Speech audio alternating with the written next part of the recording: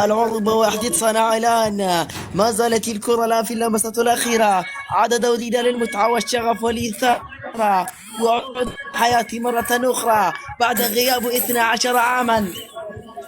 بعد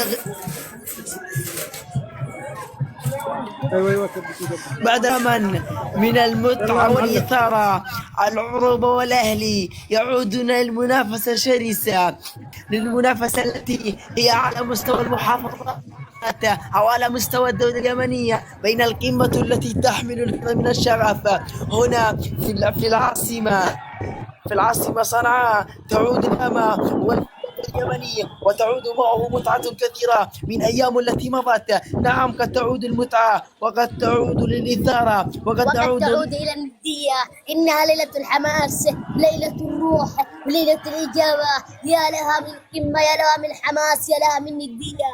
ليلة ستظل محفورة في التاريخ، ستظل محفورة في التاريخ. نعم، إنها ليلة من الليالي التي لا تنسى، التي